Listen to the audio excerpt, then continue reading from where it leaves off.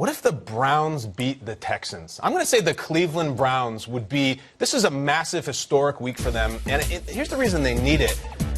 You know, we've got caught up so much in the Baker and the Hugh and the handshake, and we've had a lot of fun with it, and I think there's a lot of fodder there, even on a deeper psychological I know where you're level. going. Go ahead. But the Cleveland Browns have won 2 games in a row, guys. Go ahead. It's pretty incredible. They haven't done it in years. They won a road game for the first time in over 1,000 days. Greg Williams seems to be working. Maybe he keeps that job. I don't know.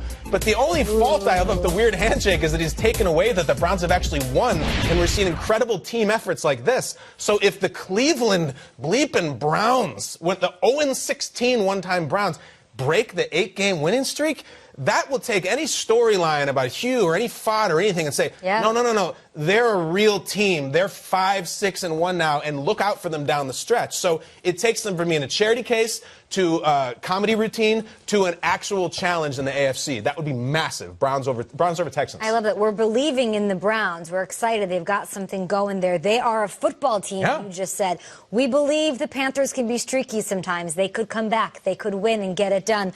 We believe that even given the record, the same record that the Browns have, the Packers share that same record. Somehow we believe they'll turn it around. They have Aaron Rodgers, yet we don't have that same belief in the Chargers, who are sitting here at 8-3. That's why it's most important for them to get a win here this week to prove and dispel the entire mystique, the entire theme, their identity as a team that's a National Football League is that they cannot get it done. This is who they are, no matter what they do. So this week, up against the Steelers, up against Big Ben, who was drafted the same year you were, and Nate, without Melvin Gordon, Phillip Rivers has to put this team on his back and go out there and get it done. And then maybe it'll change the narrative, because the narrative, you guys believe what you're saying. I know that you 100%. Do. Nobody's believing, a lot of people not believing in what the Chargers could potentially get done. Even Brett Favre coming out and saying Phillip Rivers might be the most underappreciated quarterback in the National Football League.